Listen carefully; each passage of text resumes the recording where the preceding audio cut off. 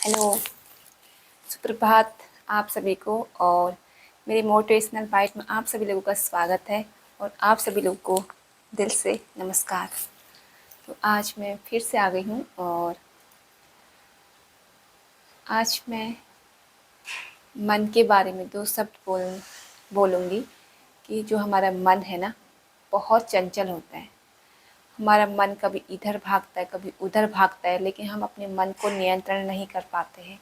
कभी कभी हम इतने ज़्यादा चंचल हो जाता है ना, हमारा मन एकाग्र ही नहीं हो पाता है। तो ये मन ऐसा ही है। भगवान कृष्ण भगवान कहते हैं कि हमारे मन बहुत चंचल है, इसे हर किसी के वश में नहीं होता कि इसे अपने अनुसार चलाएं, लेकिन कोई उनमें से कोई एक ही होता है जो इस मन को अपने हिसाब से चलाए। यानी कि जो वो चाहता है अच्छे कर्म करने के लिए, वही कुछ ही लोग ऐसे होते हैं, लेकिन ज़्यादातर जो व्यक्ति होता है वो अपने मन के हिसाब से ही करता है। मन नहीं लगा तो वो कार्य करो, मन नहीं लगा तो वो कार्य करो। तो इस मन को और इस मन का नहीं लगना ना, बहुत सारे कारण होते हैं।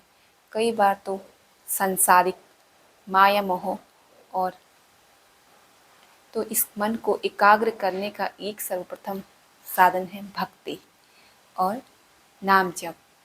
नाम जप के द्वारा भी आप अपने मन को एकाग्र कर सकते हैं। और भक्ति एक ऐसा साधन बताया है जो भगवान तक पहुंचने का मार्ग तो है ही, परमात्मा तक पहुंचने का एक एक एका एक ही मार्ग है, वो है भक्ति। और मन भी, भक्ति के द्वारा हम मन को भी अपने नियंत्रण में कर सकते हैं। तो ये मन बहुत चंचल है, इस मन को हमें अच्छी दिशा की ओर लगाना है, इस मन को गलत कार्यों से रोकना है। और ये मन हमारा बहुत सारे कार्य करवा देता है। कभी कभी तो ये हम ना चाहते हुए भी हमें ऐसे काम करवा देता है जिसका हमें फल भुगतना पड़ता है, और जिसका जो फल होता है और जो पूरे मतलब ऐसे कार्य या कर्म हमको करने के लिए बेबस कर देता है, जिसके जो फल होते हैं ना, वो बहुत ही भयानक होते हैं। और उसका फिर व्यक्ति बोलता है कि हमें ये कहाँ से प्राप्त हुआ, हमने तो ऐसा किया ही नहीं था, हमने तो ऐसे कर्म नहीं किए थे, तो उसका फल हमें कैसे प्राप्त हुआ। तो ये मन ही है जो हमें किसी कार्य को करने के लिए उकसाता है, और हमें उस समय ये ज्ञात नहीं होता है कि हम वो कार्य हमारे लिए अच्छा है या बुरा है। हम कर जाते हैं उस कार्य को।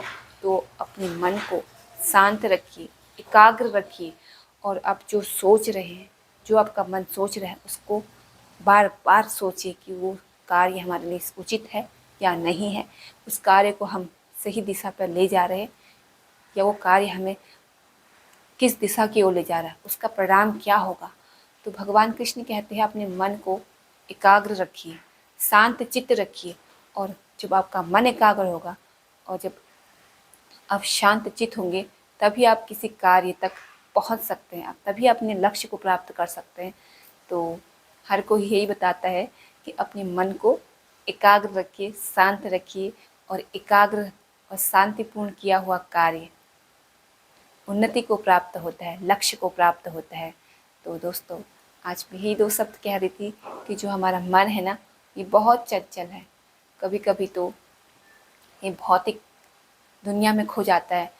बस इस मन को आध्यात्मिक दुनिया में लाने के लिए थोड़ा बहुत तो भक्ति भाव करना ही पड़ता है।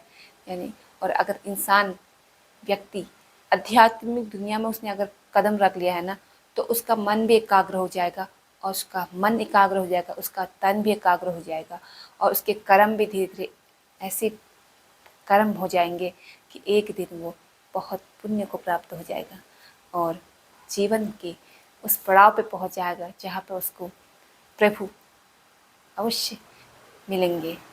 तो यही भगवान समझा रहे हैं कि कर्म हमारे हमारे कर्मों से ही हमारे जीवन की दशा का पता चलता है। हम हमारे कर्म कैसे हैं, उनसे ही हमारे अगला जीवन भी बनता है। तो हमारे कर्म अच्छे होने चाहिए, हमें अच्छे कर्म करने चाहिए, और हमें हमेशा अच्छे कर्मों को ही करना चाहिए, और इसका फल भी अच्छा ही होगा। तो कर्म करते अपने कर्मों को, कर्म हर किसी को करना चाहिए।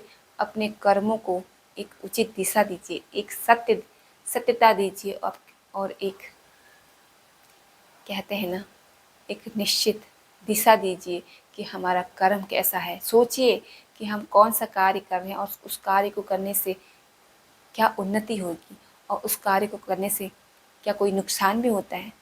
तो हम जहाँ पर भी जा रहे हैं ना, अपने कर्मों को ध्यान रखते हुए कार्य करेंगे तो हमें निश्चित ही हमारा जो जन्म अंतिम पड़ाव है ना वो अच्छा होगा और जो अगला जन्म हमारा बनने वाला है वो भी अच्छा होगा। तो कभी कभी हमारे कर्म इतने अच्छे हो जाते हैं कि हमें इस जन्म मृत्यु के बंधन से मुक्ति मिल जाती है।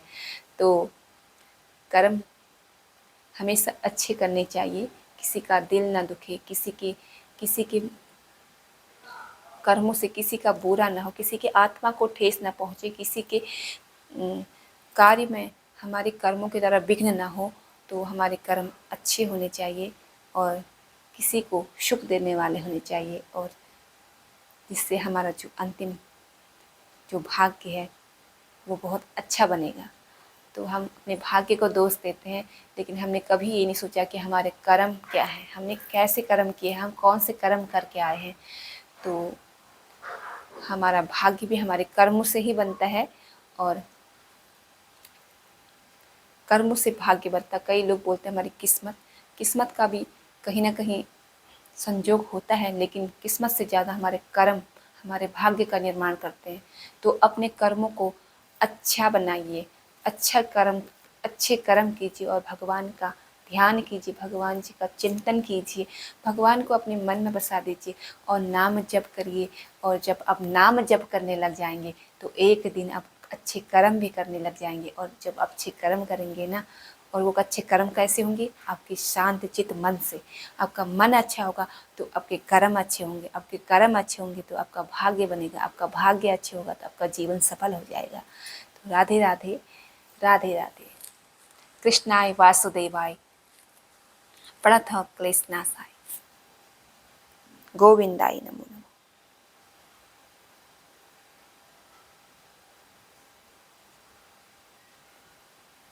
कृष्णाय वासुदेवाय हरे परमात्मने प्रणतः क्लेशनाशाय, गोविंदाय नमो नमः।